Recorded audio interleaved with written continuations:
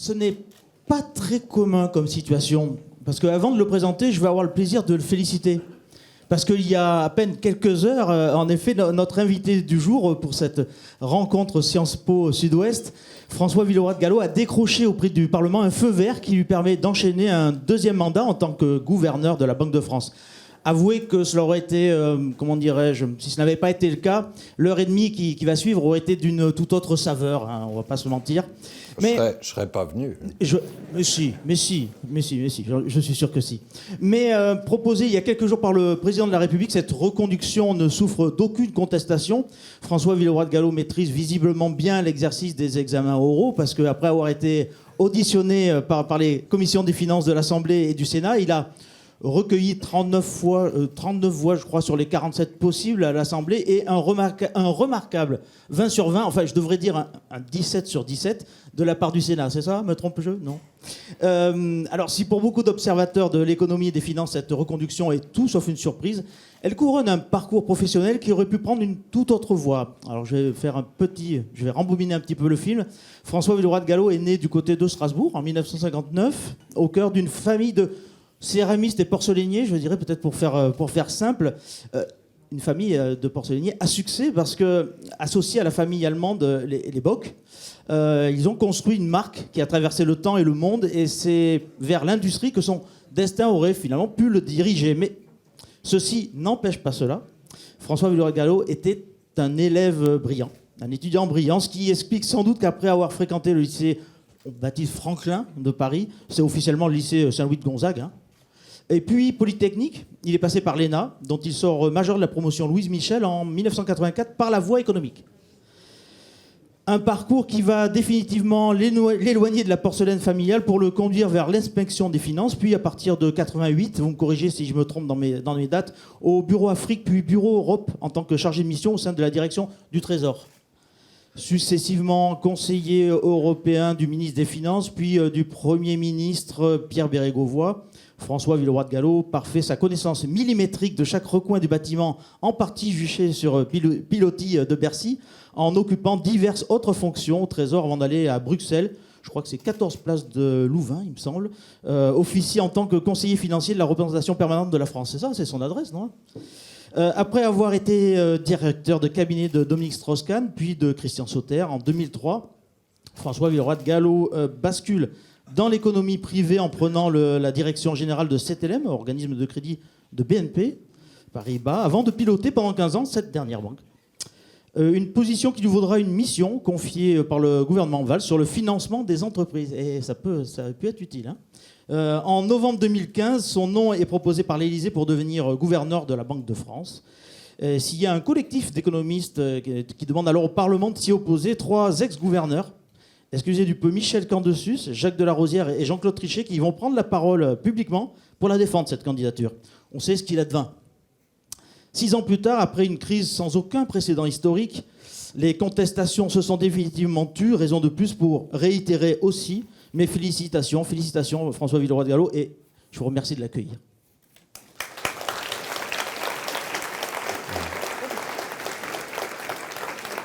Rassurez-vous, gouverneur, je ne vous soumettrai pas, ou alors peu, à la question. Ce sont les étudiants de Sciences Po qui vont s'y coller. Ce sera une valse de questions à 3 temps sur les thèmes suivants: votre parcours, ce qui vous a motivé, ce qui vous fait avancer d'une certaine façon, le rôle de la Banque de France au plus fort de la crise Covid, et puis l'avenir immédiat, la sortie de crise, et puis la politique monétaire, bien sûr. Voilà pour nous, mais c'est à vous que je vais donner la parole maintenant. Certains diront enfin. Vous avez souhaité nous faire une présentation d'une 15aine de minutes. Je vous accorderai même 5 minutes supplémentaires si vous le voulez. En guise d'introduction, François Villeroy de Galhau, je vous en prie. Bonsoir, merci de ces mots. Le parcours est un peu long, il n'a pas une très grande importance. Retenez surtout voilà, que je suis avant tout un serviteur public, hein. J'ai passé plus des 2/3 de ma carrière, soit au ministère des Finances, soit auprès des institutions européennes, soit depuis 6 ans maintenant à la Banque de France, et que je crois profondément, on y reviendra peut-être à propos des questions personnelles, à l'articulation entre la légitimité démocratique, c'est pour ça que ces auditions au Parlement hier étaient importantes, et l'indépendance que la Banque de France a, de par la loi française, de par les traités européens, pour bien assurer sa mission. Et sa mission, c'est la confiance dans la monnaie, et c'est maintenant notre monnaie européenne qu'est l'euro, et puis la confiance dans le système financier que nous sommes chargés de surveiller, les banques et les assurances. Cette mission, elle n'a pas toujours été facile à assurer. À travers la crise financière il y a plus de 10 ans, les turbulences du Brexit et des tensions internationales depuis 2016, la crise Covid de l'année dernière. Ce que je vous propose peut-être juste, effectivement, en guise d'introduction, c'est de passer un gros quart d'heure, je vais essayer de le tenir vraiment, en 3 fois 5 minutes sur 3 messages. Alors j'ai beaucoup de slides, mais je vais passer vite depuis, je vous les laisserai après. Sur où nous en sommes en sortie de crise, et l'activité économique est vraiment solide aujourd'hui en France. Où on en est de ce débat que vous voyez monter fortement, comme tous les citoyens, autour de l'inflation et de son retour. Et puis si on se projette le plus loin, post-Covid, et je crois que c'est très important, quels sont nos moteurs pour la croissance. Laissez-moi juste dire, avant de rentrer dans ces 3 messages, combien je suis heureux d'être à Bordeaux. Pascal Royer l'a dit, moi je suis un homme de l'Est, je suis né à Strasbourg, ce qui est quand même assez loin de Bordeaux. Mais le dynamisme de cette ville et de cette région Nouvelle-Aquitaine est extrêmement impressionnant. Et puis je suis très heureux d'être avec un public d'étudiants que vous êtes. Parce que l'avenir de notre pays, l'avenir de l'Europe, c'est vous. C'est plus tout à fait ma génération. Donc les questions que vous pouvez avoir, les souhaits que vous pouvez avoir, l'échange entre nous, je crois qu'il est tout à fait décisif pour l'avenir de notre pays. Je vais essayer de parler, j'espère, le plus simplement possible, y compris pour des non-spécialistes de l'économie. N'hésitez pas ensuite dans vos questions. Toutes les questions sont bonnes, surtout si je n'ai pas été clair à certains moments, parce que j'incarne une discipline, l'économie, ou encore plus la politique monétaire, qui passe quelquefois pour être un peu obscure et austère. Je pense qu'elle est importante, mais je vais essayer de la rendre claire. Vous me direz si j'y suis arrivé. Alors, où on en est aujourd'hui, après 18 mois d'une crise qui a été absolument sans précédent. Ça, c'est un graphique que nous appelons des marches d'escalier, sur où en a été l'activité française mois après mois. Nous faisons ça par enquête auprès de 8000 entreprises de toute taille, de tout secteur, de tout territoire. Et vous voyez, on part de 100% avant le choc Covid, février 2020. Une chute terrible, comme on n'en avait jamais vu. En avril, au moment du premier confinement, on a perdu à peu près 30%. Et puis ensuite, une remontée très rapide. Et vous notez les 2 confinements successifs, celui de novembre 2020 et puis celui d'avril 2021. On recule un peu, mais on recule beaucoup moins qu'au premier confinement. Je crois que nous avons appris à vivre, à nous protéger, à travailler, malgré le virus. Alors nous surveillons avec attention le moment où on sera revenu à 100% dans l'ensemble. Vous voyez qu'on n'y est pas encore tout à fait, on devrait y être d'ici la fin de l'année. Ceci dit, les prévisions du mois d'octobre, telles que les disent les chefs d'entreprise, c'est qu'on est à 99 3/4 en moyenne. Voilà, en gros on y est. Pour vous donner une idée, les États-Unis ont retrouvé leur niveau d'activité pré-Covid depuis le printemps dernier. L'Europe sera donc en gros décalée de 6 mois. Mais c'est mieux que ce qu'on attendait encore en début d'année 2021. On pensait qu'on ne retrouverait qu'en 2022, donc la reprise est plus forte que prévu. Alors, ensuite, quand on compare la France et l'Europe, je vais passer très vite, la France est en bleu, la zone euro est en noir. Vous voyez que, en gros, ça correspond à peu près, le rattrapage. Si on doit retenir une idée en comparant la France et l'Europe, c'est qu'on a plongé plus que les autres dans le premier confinement. Vous voyez,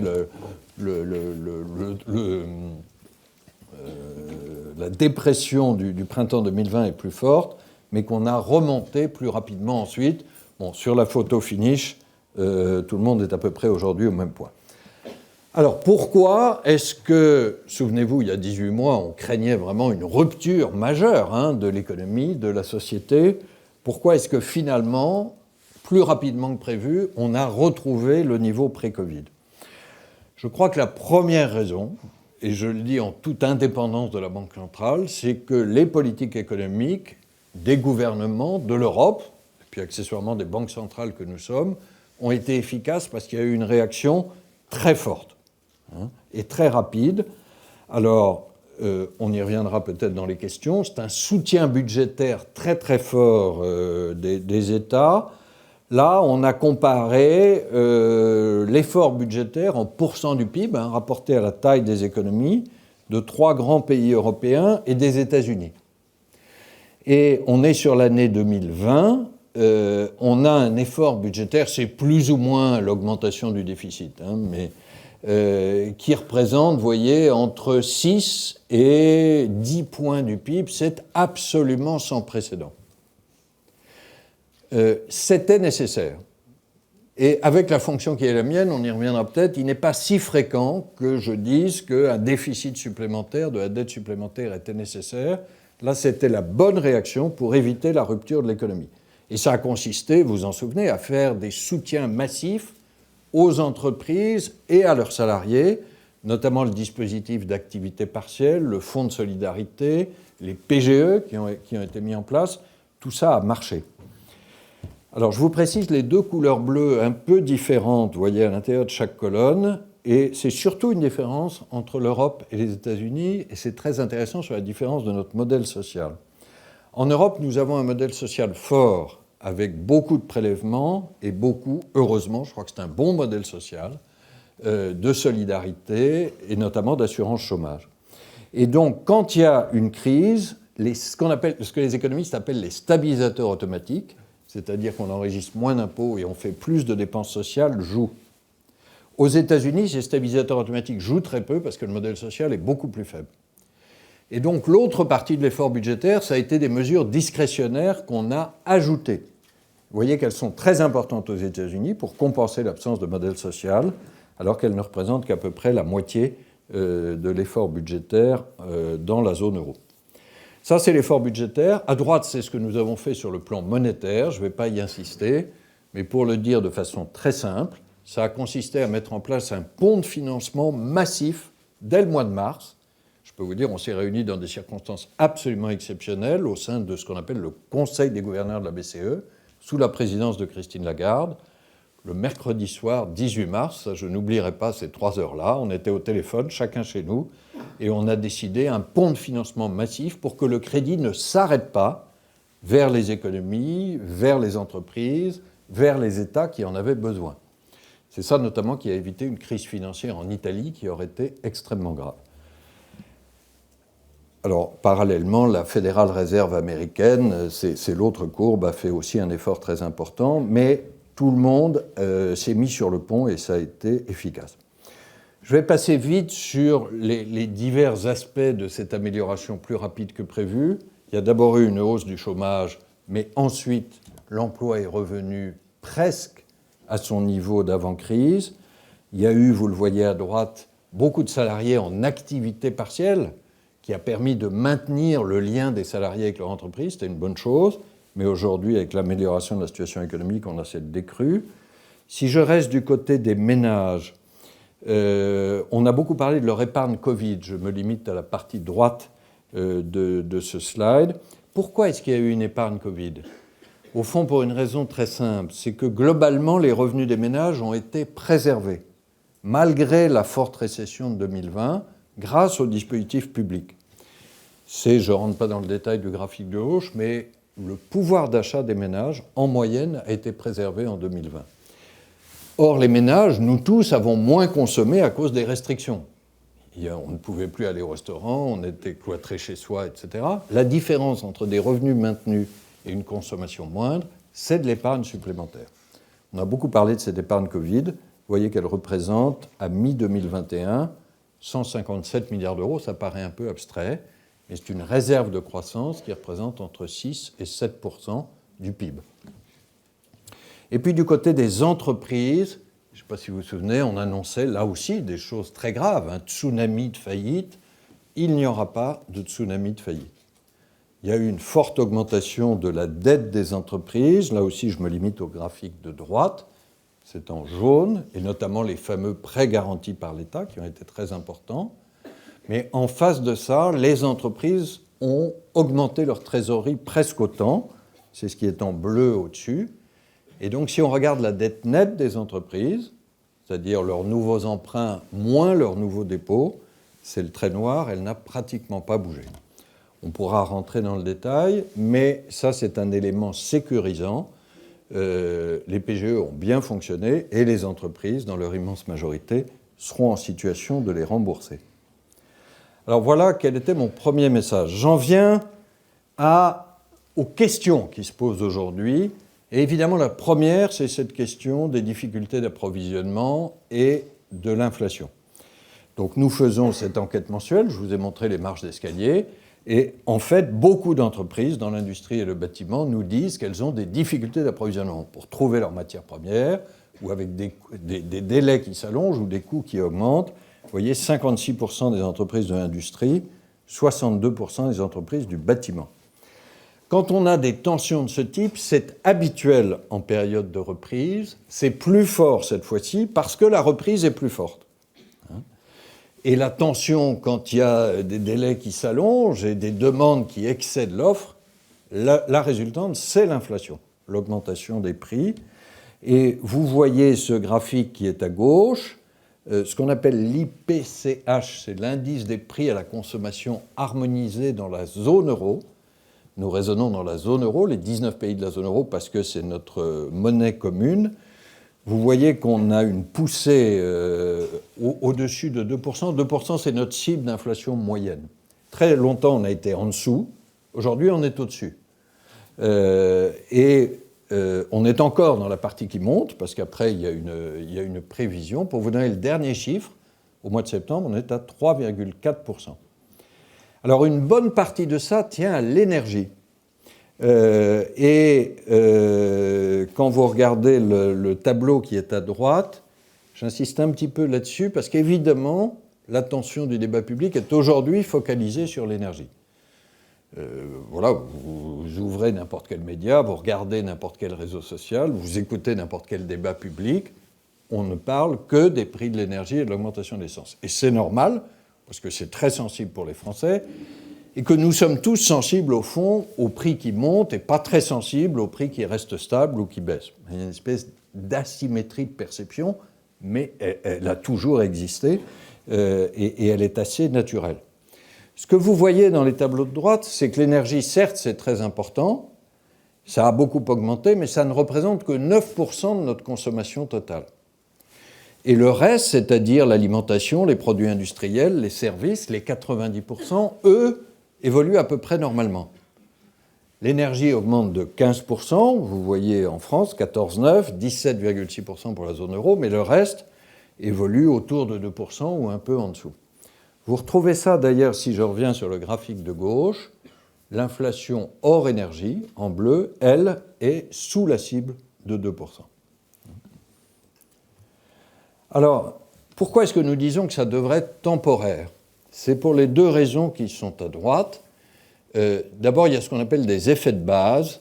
On se compare en 2021 à un niveau de prix qui était exceptionnellement bas en 2020. Et au fur et à mesure que cette base 2020 va disparaître, on va retrouver des évolutions plus normales. Et puis, je le disais à propos des phénomènes économiques des années qu'on a connus dans les cycles de ce type, à chaque reprise, il y a des tensions de ce type, il y a des poussées inflationnistes, mais ensuite il y a un reflux. Je vais prendre l'exemple de deux matières premières dont on a beaucoup parlé. Le bois, je ne sais pas si vous avez entendu parler, qui était très important dans le bâtiment. Il y a 6 mois, tout le monde disait qu'il y a pénurie de bois et les prix s'envolent. Aujourd'hui, c'est à peu près réglé. C'est-à-dire que le prix du bois a reculé et les délais de livraison sont redevenus normaux. Là, c'est réglé. Je vais prendre un autre exemple où ça n'est pas réglé. Les semi-conducteurs, on en parle souvent, et ça se traduit par des ralentissements significatifs dans l'industrie automobile. Tôt ou tard, ça sera réglé, parce que la production mondiale de semi-conducteurs va s'ajuster à la demande, mais il y a un délai qui suppose d'accepter pendant un certain temps une inflation supérieure aux 2%. Nous pensons qu'ensuite, et je vais le dire avec une forte conviction devant vous aujourd'hui, dans notre pays et dans la zone euro, l'inflation, après avoir connu ces hauts, qui vont durer encore quelques mois, va revenir sous 2% d'ici la fin de l'an prochain. Et ce n'est pas seulement la prévision de la Banque de France, c'est celle de la quasi-totalité des prévisionnistes. Ça, c'est très important pour notre politique monétaire, parce que quand nous sommes sous 2%, Nous pensons que ce n'est pas le moment de relever les taux d'intérêt, de resserrer le robinet qui a permis de soutenir l'économie depuis 2 ans. Là aussi, on pourra y revenir. Je vais terminer simplement, et je pense que je tiendrai le délai. Une fois qu'on a passé, au fond, mon premier message, il était sur la crise et ensuite la sortie de crise. Mais on va se projeter un peu au-delà dans l'après-crise. Parce qu'on a vécu une année 2020 avec un creux énorme, une reprise très forte en 2021-2022. Tout ça sont des phénomènes très anormaux, qui expliquent la poussée d'inflation actuelle. Mais il faut se projeter un peu au-delà, parce qu'un temps, on va être sorti de ces 3 années très exceptionnelles.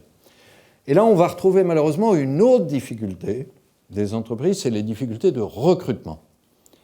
Et celle qui peut-être concerne encore plus directement votre génération. Là, on a les entreprises comme employeurs, et voyez qu'on a une situation où 53% des entreprises, je regarde la colonne ensemble à droite, nous déclarent déjà des difficultés de recrutement. Alors que la France a autour de 8% de chômeurs. C'est 2,5 millions de chômeurs. C'est des centaines de milliers de jeunes qui ne trouvent pas d'emploi. Alors des jeunes non qualifiés, ça ne sera pas vous. Mais il y a un paradoxe social insoutenable. Nous ne pouvons pas être un pays où les entreprises ont des difficultés de recrutement alors qu'il y a des hommes et des femmes et des jeunes qui ne trouvent pas d'emploi. Et puis, c'est le principal frein économique à l'accélération de notre croissance. Autour de nous, il y a pas mal de pays qui ont des difficultés de recrutement aujourd'hui. L'Allemagne, le Royaume-Uni, les États-Unis, où j'étais la semaine dernière. Mais ceux-là, ils sont au plein emploi. Autour de nous, il y a des pays qui, malheureusement, ont un taux de chômage élevé, encore plus élevé que la France, c'est l'Italie et l'Espagne, mais eux n'ont pas de difficultés de recrutement. La France est dans cette situation intermédiaire qui est notre problème. Alors, comment est-ce qu'on peut essayer de régler ce problème ? Je vais aller très vite, on y reviendra peut-être dans la discussion. Je crois qu'il faudrait qu'on arrive à combiner 3 leviers. Additionner 3 leviers, c'est le petit message que j'ai mis à droite, plutôt que de les opposer. Parce que notre débat public a toujours tendance, chacun brandit un remède miracle, on oppose aux remèdes des autres et on ne fait rien. Je crois qu'il vaudrait mieux additionner les remèdes, bien sûr la formation, et j'ai parlé des moins qualifiés, tout ce qu'on peut faire pour leur donner des chances à travers l'apprentissage, la formation professionnelle et l'éducation initiale est décisif sur le plan de la solidarité. Le sous-emploi des jeunes et des seniors, quand on compare la France par rapport aux autres pays, je ne rentre pas dans le détail des chiffres, on a à peu près le même taux d'emploi des 25-55 ans, mais on a beaucoup moins d'emplois des moins de 25 ans ou des plus de 55 ans. Et puis rendre le travail plus attractif et incitatif, dit comme ça a l'air assez gentillet et neutre, mais ça renvoie à un débat extrêmement chaud aujourd'hui dans le débat public. Et vous voyez bien les diverses tendances politiques, patronales ou syndicales. Réforme de l'assurance chômage d'un côté, contre, c'est comme ça que ça se présente, hausse des salaires. Ma réponse est très simple, c'est qu'il faut probablement les deux. Et qu'il y a un certain nombre de secteurs où il faut des hausses de salaire. Ça ne sert probablement à rien de faire des hausses de salaire dans les secteurs où le sujet est un manque de qualification. Là, c'est le premier remède, ma première flèche bleue. Mais il y a des secteurs où il va falloir faire des hausses de salaire. Par ailleurs, il faut sans doute une réforme ciblée de l'assurance chômage pour rendre le travail plus incitatif. C'est des sujets facilement un peu dogmatiques ou sur lesquels on s'oppose en France. La Banque de France est très pragmatique en la matière. Elle essaye de dire, à partir de ce qu'elle voit dans les autres pays et de sa recherche économique, ce qui marcherait, c'est l'addition de ces différents remèdes. Et puis, je vais m'arrêter là. L'autre clé, si on veut avoir une croissance plus forte après la crise Covid qu'avant la crise Covid, c'est de réussir les 2 transformations que j'ai appelées schumpeteriennes, pardon de ce mot du nom de l'économiste de l'innovation, mais la transition numérique, évidemment, elle a été accélérée par la crise Covid et là, l'Europe est en retard par rapport aux États-Unis. Et puis la transition écologique, elle, heureusement, elle n'a pas disparu avec la crise Covid. Souvenez-vous, c'est peut-être une crainte qu'on pouvait avoir, qu'un temps les gens disent écoutez, au printemps 2020, la priorité c'est le Covid, ne nous embêtez pas avec le climat. Je crois que ça aurait été une erreur tragique. Il faut évidemment faire la transition écologique, et là, l'Europe est en avance. Et donc, elle a une chance de garder son avance. Ça ne veut pas dire que ça va être facile, on va sans doute en parler dans le débat, mais je vais m'arrêter là pour laisser du temps à la discussion. J'ai gardé pour la bonne bouche, il y a après 2-3 slides sur la dette publique, mais quelque chose me dit qu'on en parlera de toute façon. Donc je m'arrête là. Merci. Merci beaucoup. Reprenez place.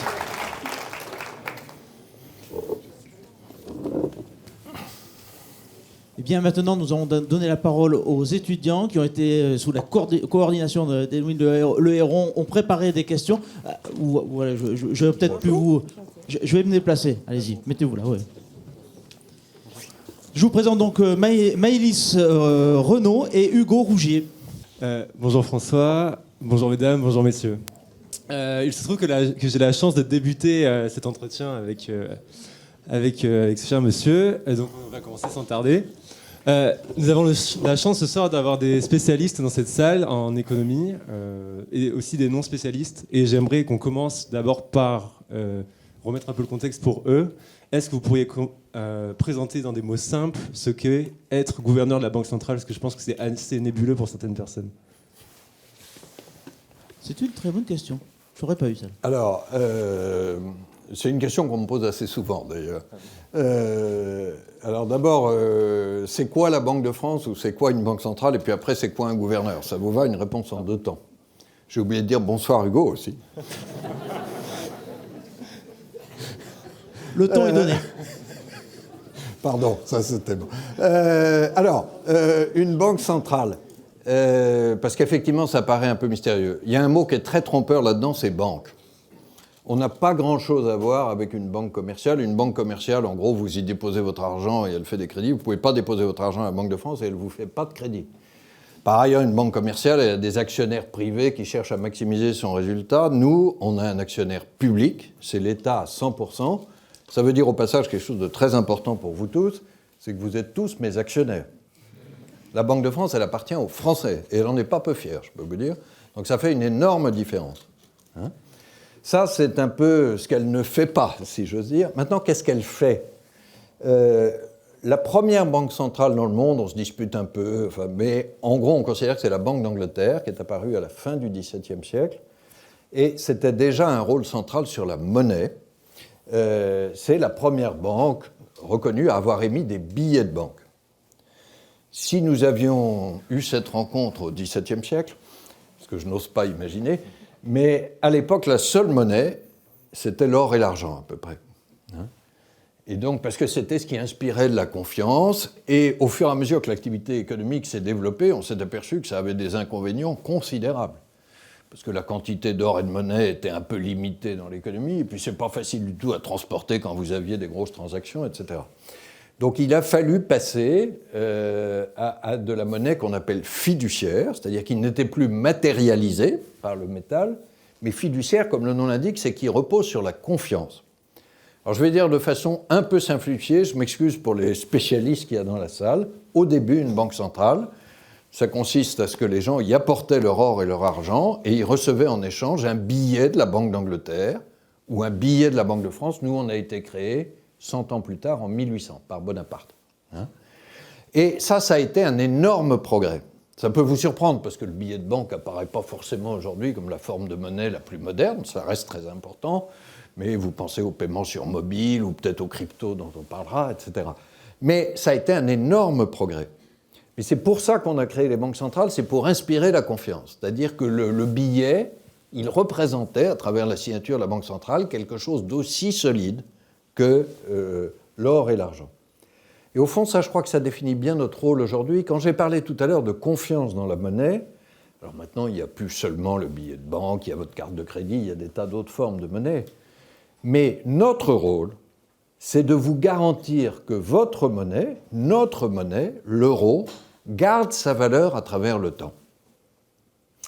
Et c'est ce qu'on appelle la stabilité des prix, vous garantir qu'avec une certaine quantité d'euros, vous pourrez acheter la même chose au fil du temps. Alors on a défini la stabilité des prix comme une inflation non pas de 0 chaque année, mais de 2%. Alors ça, on va peut-être garder cette question pour plus tard.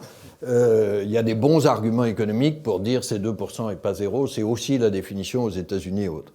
Mais voilà, une banque centrale, elle est d'abord là pour garantir la confiance dans la monnaie. Je vous ai raconté cette histoire de la Banque d'Angleterre à travers une forme qui était le billet de banque, qui peut être maintenant des virements dématérialisés. Mais Pourquoi est-ce qu'il y a confiance? Parce que nous garantissons la préservation du pouvoir d'achat de la monnaie. Alors pour ça, la Banque de France a un peu plus de 9500 collaborateurs, en gros une moitié à Paris, une moitié en province. Nous avons d'assez grosses équipes à Bordeaux. Denis Loretou, qui est le directeur régional, est ici. Il sera peut-être membre un jour du conseil d'administration de Sciences Po Bordeaux, c'est pour vous dire qu'on est dans la cité. Il y a aussi dans les collaborateurs en région, vous allez voir, c'est très concret, nous avons presque 1000 personnes à côté de Clermont-Ferrand pour imprimer les billets de banque.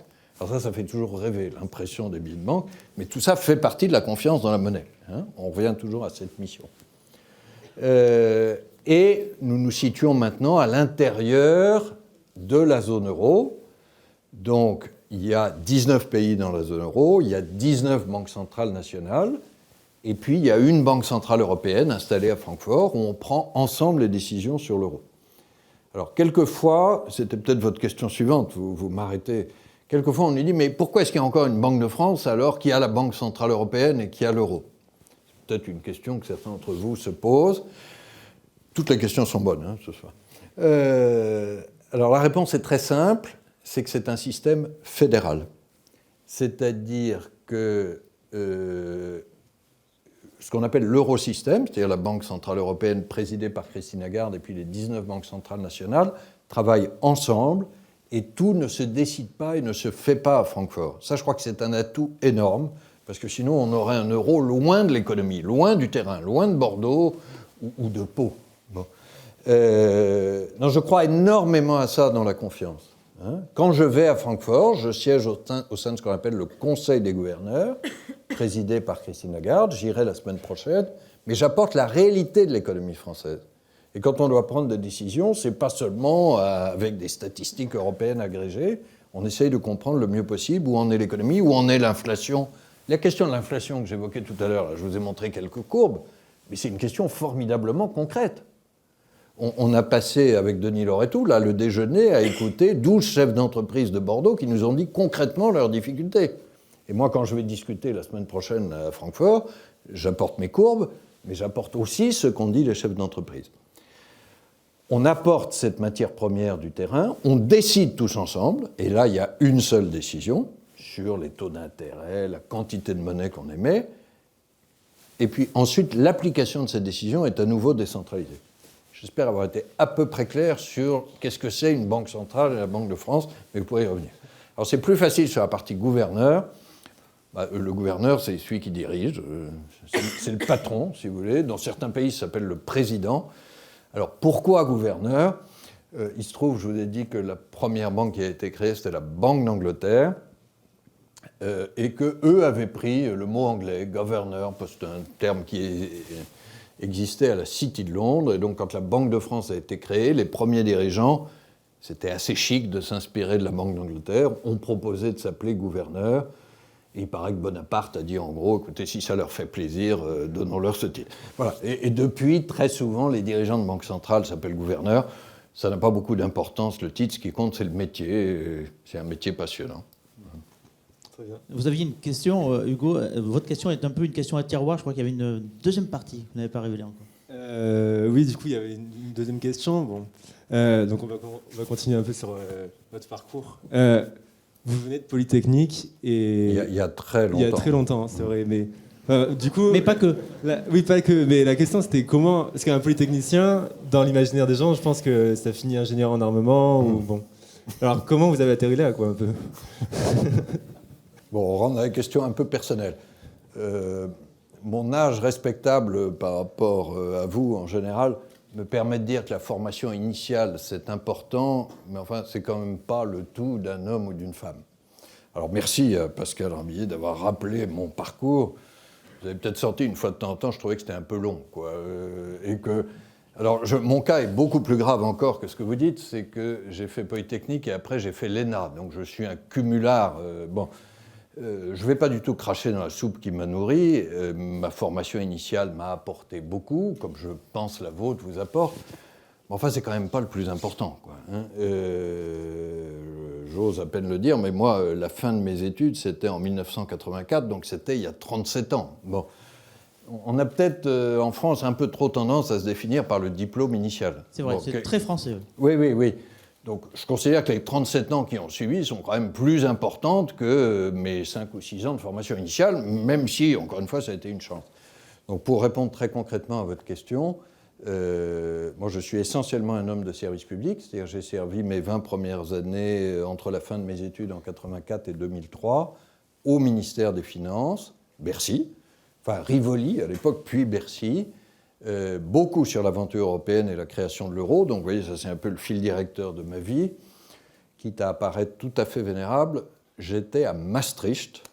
Maastricht, vous n'étiez pas né, mais on est en décembre 91, c'est le traité qui crée l'euro. Voilà.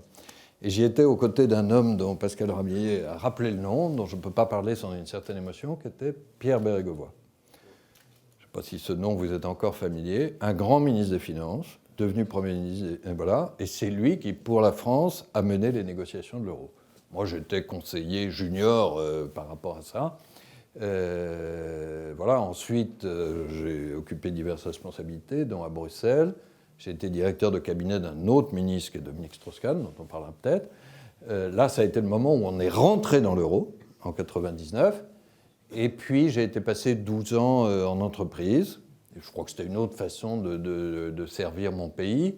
Mais globalement, j'ai passé les 2/3 de ma carrière dans le service public. Alors, il se trouve qu'effectivement, je n'ai jamais été ingénieur là-dedans, parce que j'étais passé du côté de l'ENA. Mais voilà, il y a quelquefois une petite part de hasard. En tout cas, je considère comme une immense chance, dans mon cas, d'avoir eu ce fil directeur européen qui rejoignait des convictions personnelles, et puis surtout d'avoir rencontré des personnes, des hommes et des femmes qui m'ont énormément appris au long de ces 37 ans, quoi. Mais voilà, enfin, je vais vous dire quelque chose de très banal, mais probablement d'assez important pour vous, c'est qu'on n'est pas prédéterminé dans sa vie par les études qu'on a faites. C'est bon à savoir. Oui, voilà. Non, mais c'est une grande chance. Hein. Encore une fois, crachons pas sur la chance que nous avons. Mais après, voilà, vous verrez et vous aurez, c'est ça que je vous souhaite, des aventures assez diversifiées dans lesquelles vous trouverez chacun votre vocation et surtout comment vous servez. Voilà, je crois énormément à ce mot de service. C'était la première leçon de vie de François Villeroy-de-Galhau. Ou François. Merci beaucoup. Maëlys. Je te passe la parole, Maëlys. Merci beaucoup. Bonjour Monsieur Villeroy-de-Galhau. Bonjour à tous, bonjour à toutes. Vous le disiez, vous avez passé plus de 2/3 de votre carrière au service de la chose publique. Pourtant, lors de votre nomination à la tête de la Banque de France, une tribune d'économistes vous avait reproché notamment votre passage à la banque BNP Paribas, dont vous parliez juste avant, banque soumise donc à la régulation de la Banque de France et de la BCE, et ceci dans un contexte où finalement l'opinion publique avait eu, on peut le dire, une mauvaise image du secteur banquier, notamment à la suite de la crise de 2008. Donc j'aimerais savoir qu'est-ce que finalement vous a apporté votre passage à la banque BNP Paribas dans ce métier de banquier central. D'abord, on va purger un peu la querelle de 2015 ou les questions qui ont existé. Bon, ce que j'ai vécu dans ma vie, mais vous le vivrez peut-être dans la vôtre, c'est qu'on a toujours tendance à enfermer les gens dans une case.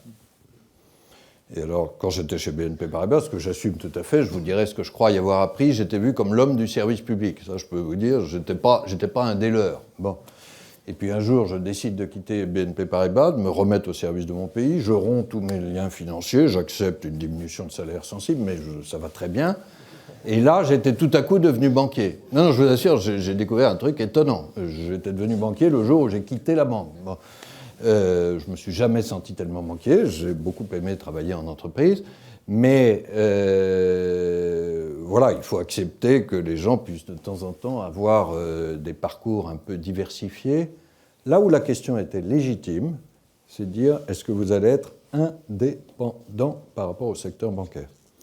Et j'ai pris, non seulement j'ai rompu tous les liens financiers, c'était normal, mais dans cette procédure parlementaire en 2015, j'ai dit une phrase très simple, que je vais vous répéter exactement comme j'ai dit.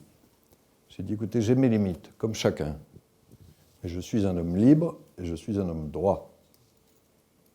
Et à l'époque, les parlementaires m'ont fait confiance là-dessus, parce qu'il y a eu déjà une majorité très forte, malgré les questions qui avaient été posées.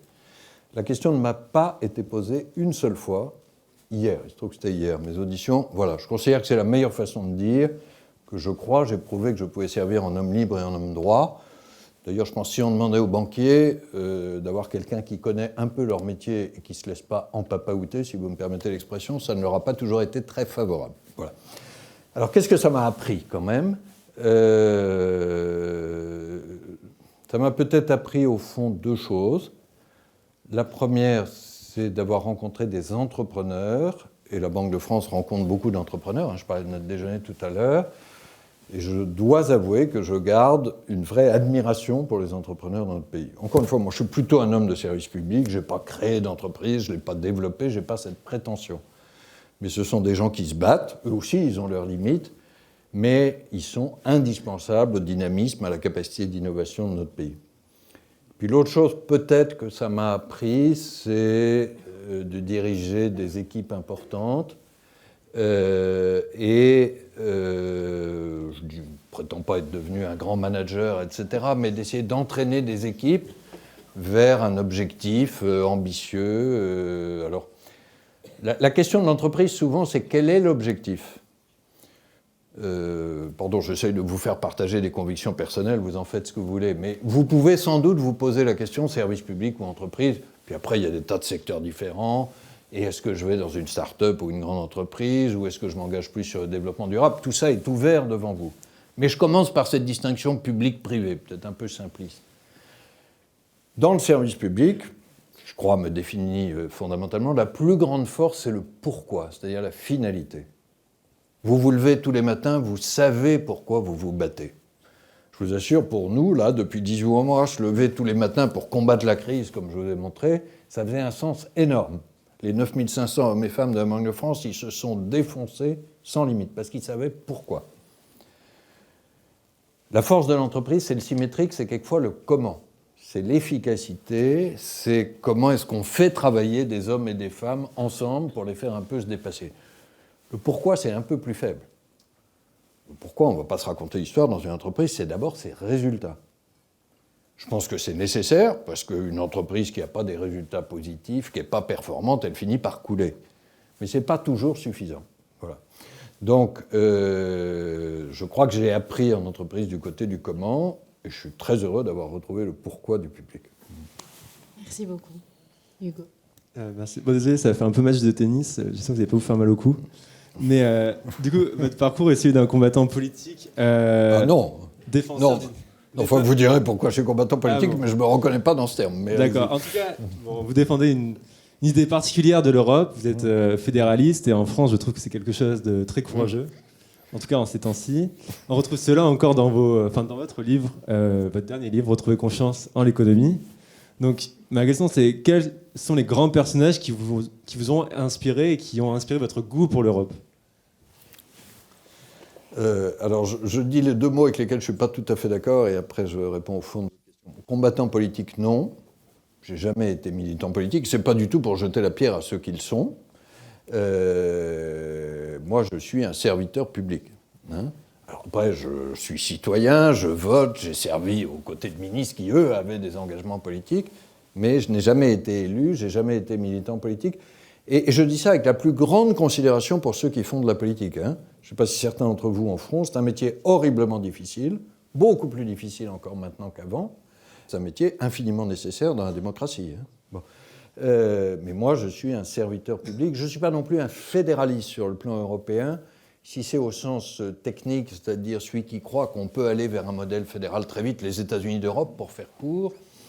J'en ai peut-être rêvé étant plus jeune, j'y crois pas beaucoup aujourd'hui. Ça viendra peut-être, mais enfin, je connais bien la France, l'Allemagne, assez bien l'Italie et d'autres pays européens. J'ai vécu en Belgique. Voilà, nous restons des pays différents. Là où je suis profondément européen, c'est que je pense que sur nombre de sujets, nous sommes plus forts ensemble que séparés. La monnaie, c'est un excellent exemple de ça. Alors, vous n'avez pas connu ça, mais ce monde d'avant, où il y avait le marque allemand, le franc français, la lire italienne, etc., était un monde non seulement très compliqué pour voyager, ça c'était l'inconvénient qui se voit, mais les inconvénients qui ne se voient pas étaient beaucoup plus graves. c'est-à-dire une absence d'unité économique pour faire se développer les entreprises, le fait que ces monnaies n'existaient pas à l'échelle mondiale. Aujourd'hui, quand Christine Lagarde parle au nom de l'Europe au G20, où j'étais la semaine dernière, le monde entier écoute. Ce n'est pas si fréquent s'agissant de l'Europe. Alors, il y a d'autres sujets, probablement, qu'on traite mieux ensemble que séparément. Je crois que c'est vrai du climat, où l'Europe est en pointe. Alors, l'Europe ne suffira pas. Il faut aller aussi vers un écart mondial, mais on peut être assez fier de ce que l'Europe fait ensemble sur le climat. C'est peut-être la défense, où honnêtement, on est pris séparément. Enfin, il se trouve que la France est la première puissance militaire d'Europe, c'est courageux. On fait des opérations de maintien de la paix au Mali et ailleurs, mais enfin, on ne pèse pas par rapport à la puissance américaine en la matière. C'est vrai de la diplomatie. Donc il y a un certain nombre de champs où, sans aller vers des États-Unis d'Europe, on partage une souveraineté pour mieux la retrouver. Voilà. Alors sur les personnes, je vous ai dit que j'avais eu la chance de rencontrer un certain nombre de personnes qui m'ont marqué dans mon parcours. Je vais peut-être citer d'abord 2 personnes que je n'ai pas rencontrées, donc je vais un peu tricher, mais qui m'ont inspiré. Un homme qui s'appelle Robert Schuman, qui a lancé l'Europe en 1950. Il se trouve qu'il est comme moi, il vient de l'Est. Voilà, de Moselle, terre magnifique, même vue de Bordeaux. Et voilà, c'est un homme qui me parle beaucoup, et mon histoire personnelle est aussi à la frontière entre la France et l'Allemagne. Donc voilà, lisez éventuellement une vie de Robert Schuman, c'est absolument étonnant. C'est un homme d'une incroyable simplicité, modestie, etc. Et qui, un jour, ça se passait le 9 mai 50, a eu un courage exceptionnel de lancer la réconciliation de la France et de l'Allemagne autour, à l'époque, du charbon et de l'acier. Ce n'était pas follement romantique, hein. Mais cet homme a changé l'histoire. Un autre homme plus près de nous, il vit encore, même s'il est âgé aujourd'hui, c'est Jacques Delors. Je pense que ce qu'il a fait en Europe dans les années 80 a beaucoup compté. Et puis, après, je pourrais citer mes patrons successifs. J'ai cité 2 ministres. Je vais vous citer une 3e personne, que vous connaissez peut-être moins, qui est un de mes prédécesseurs, qui est Michel Cantu. Je ne sais pas si vous voyez qui c'est.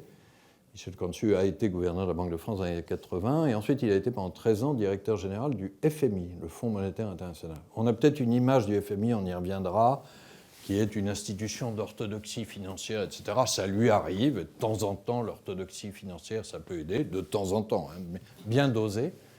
Mais Michel est un homme qui croyait à l'Europe, qui y croit toujours, d'ailleurs il vit toujours, même s'il est retraité, qui croyait à l'Afrique et qui s'est battu pour diminuer la dette africaine, qui croyait à la lutte contre la corruption, qui s'est engagé en la matière.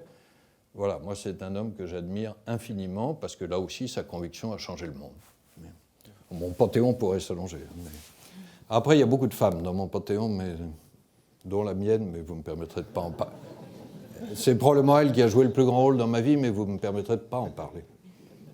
Merci beaucoup. Merci. À présent, nous voulions aborder un thème, le catholicisme. Vous allez voir où je vais en venir. Alors, je crois que je vois d'où vous partez. Peut-être pas. Le catholicisme a longtemps été méfiant sur la question des banques, des taux d'intérêt et surtout de la monnaie. Et pourtant, comme un autre gouverneur de la Banque de France dont vous parliez, M. Cantu, vous êtes très proche des semaines sociales et donc d'une réflexion finalement sur le monde issu du catholicisme.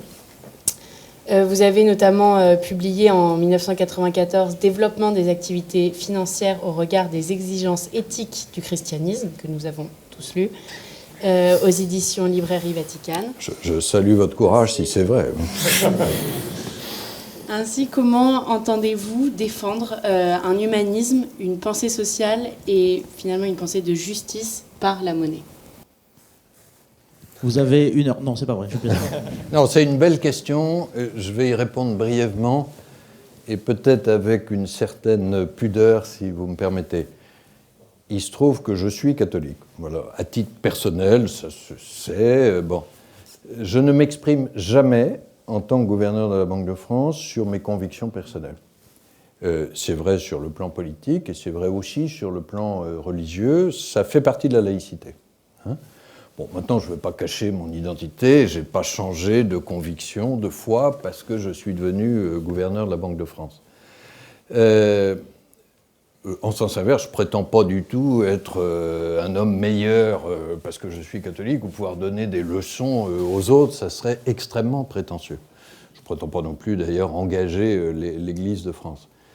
Il y a peut-être juste une chose que je me permettrais de dire là-dessus. Je crois que nous sommes tous nourris de nos racines, de nos cultures, de nos rencontres, j'ai dit, et de nos croyances au sens large. Et dans mon métier, il y a beaucoup de techniques. Je n'essaie pas de vous assommer avec la technique de politique monétaire, mais alors là, je peux prendre 1h30. Bon. Vous ne l'avez pas. Non, je ne les ai pas. Et j'ai un grand respect pour la technique et la compétence. Il ne faut pas une espèce d'idéalisme qui consiste à dire je ne m'incarne pas. Mais la technique ne suffit jamais. Hein. Et je crois que quand on a la chance dans sa vie de pouvoir mettre des compétences techniques, qui sont aussi celles des équipes autour de vous, au service de convictions qui sont nourries par tout ce terreau dont je parlais, voilà, moi c'est ça, au fond, que je vous souhaite dans une vie professionnelle et personnelle. La technique a son autonomie, mais je me méfie d'une forme de schizophrénie, vous voyez, entre la vie professionnelle, qui serait totalement du côté de la technique et de la compétence, et puis la vie personnelle, où on aurait ses convictions et ses jardins secrets. Voilà, quand on a la chance de pouvoir nourrir l'une par l'autre, tout en respectant la diversité des convictions, voilà, donc j'essaye de faire ça. Maintenant, je ne veux pas vous prétendre qu'il y a une politique monétaire catholique, protestante, juive ou agnostique. Ça ne serait pas sérieux. Juste pour vous faire sourire, dans ce petit livre que vous avez cité, que j'ai écrit il y a longtemps, à l'époque où je n'étais pas à la Banque de France, hein, je ne l'écrirai pas aujourd'hui pour les raisons que j'ai dites. Hein, enfin, je ne le renie pas. Nous avions cité la valeur de confiance. Vous avez senti comme elle est importante dans mon métier, techniquement, hein, la confiance dans la monnaie, mais je crois que c'est aussi une valeur humaine.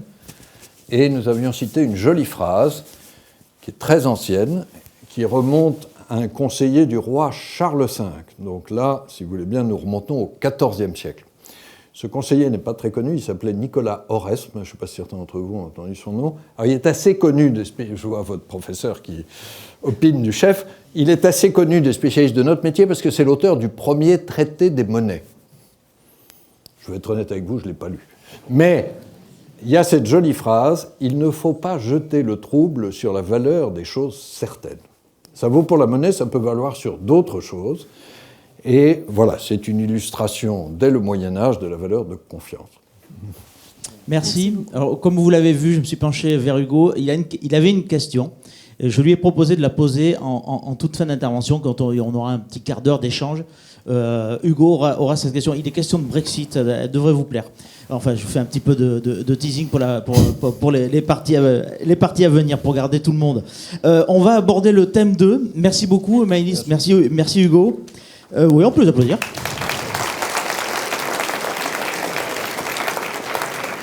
Sur le thème 2, c'est Christian Bardy et Paul Coudry qui vont s'y coller.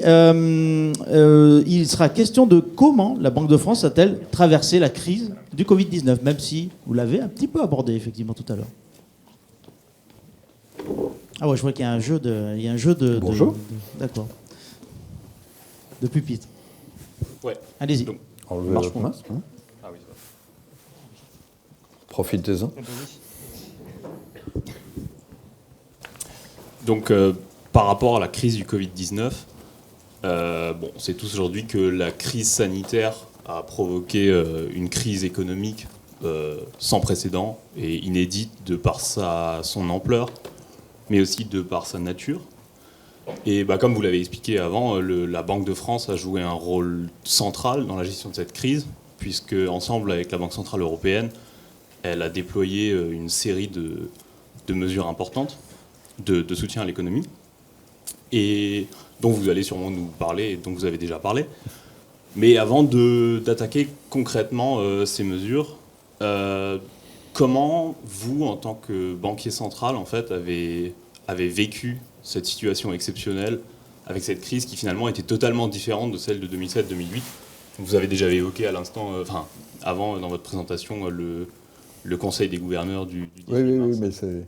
Non, j'aime bien votre question parce qu'elle me rappelle 15 jours qui ont été probablement parmi les plus intenses de ma vie professionnelle. Comme vous avez compris, ma vie professionnelle était relativement longue. Ça, c'est l'âge. Je ne sais pas si vous vous souvenez du calendrier, je m'en souviens assez précisément. Le premier confinement arrive le lundi 16 mars. Et dans les 15 jours qui ont suivi, ça on l'a peut-être oublié, mais vraiment la crise financière menaçait. C'est-à-dire qu'on risquait d'avoir un enchaînement infernal. On avait la crise sanitaire imprévue, qui entraînait une crise économique, confère ce que je vous ai montré, puis vous sentez l'alerte qui sonne, qui menaçait d'entraîner une crise financière modèle 2009. Et alors ça, si vous me permettez, ça aurait été la catastrophe absolue. Donc on a essayé d'éloigner l'alerte. C'est les 15 jours les plus intenses de ma vie. Moi, je me souviens presque heure par heure de ce qu'on a fait cette première semaine. Je vais parler sous le contrôle des équipes de la Banque de France aussi qui sont là. D'abord, ce qu'on a dû faire en 2 jours, c'est basculer 8000 personnes à peu près en télétravail. Alors ça a l'air de rien, mais aucun d'entre nous n'avait préparé ce scénario, évidemment. Et on a notamment une activité qui était vitale, c'est on a des opérateurs de marché, ceux qui traitent sur les devises, sur les obligations, pour faire toutes ces fameuses opérations de politique monétaire. Ils ne pouvaient plus venir au bureau. Et réussir à basculer en 24 heures, en assurant la continuité de ces opérations, qui sont ultra confidentielles, comme vous l'imaginez, qui devaient être ultra sécurisées, ça a été notre premier souci, le lundi et le mardi. Et puis le mercredi, on s'est aperçu que vraiment la crise financière menaçait. J'y ai fait une toute petite allusion tout à l'heure, mais je vais l'expliquer. Je ne sais pas si vous vous souvenez, le pays le plus durement frappé, au début de la première vague, c'est l'Italie. Et on a tous ces images dramatiques parce que le Covid est arrivé 15 jours avant en Italie par rapport à la France. Rappelez-vous de ces images, les hôpitaux submergés, ces images tragiques de cercueils qu'on n'arrivait pas à enterrer. Bon. Et donc l'Italie avait des dépenses beaucoup plus importantes que les autres, parce qu'elle devait faire face à ces dépenses de santé, de sécurité, etc. Et en même temps, il y avait une défiance des marchés financiers qui fait que le taux d'intérêt italien s'envolait. Ce qu'on appelle les spreads dans notre jargon, c'est-à-dire l'écart de taux d'intérêt entre l'Italie et l'Allemagne. Et donc l'Italie devait emprunter le plus au moment où les marchés voulaient lui prêter le moins. Ça, c'était dramatique sur le plan de la solidarité, et la crise financière menaçait. Et donc, ce fameux mercredi 18, ça, je m'en souviens, j'ai eu Christine Lagarde le matin, elle m'a dit, écoutez, François, on va faire un conseil des gouverneurs pas prévu ce soir au téléphone, 19h30, et voilà en gros ce qu'on va vous proposer, et puis le chief économiste de la BCE, qui est un collègue irlandais qui s'appelle Philip Lane, va vous appeler dans plus de détails dans 5 minutes. Philip Lane m'appelle. Avec Christine Lagarde, ça se passait en français. Avec Philip Lane, ça se passait en anglais. Pour vous faire sourire, l'anglais est notre langue de travail là-bas. Au passage, l'anglais, c'est extrêmement important. Je me permets de le dire. Visez pas de le parler comme Shakespeare. Bon, mais soyez à peu près à l'aise parce que ça aidera. Mais alors, pour vous faire sourire, nous, on est très contents quand on est à Francfort parce qu'on est tous anglais non natifs, comme on dit. Donc, quand on parle anglais avec un Italien, un Allemand, un Espagnol, ça va très bien. Ça va très bien, on se comprend parfaitement. Parce qu'on a tous des accents plus ou moins bons, on fait tous les mêmes fautes.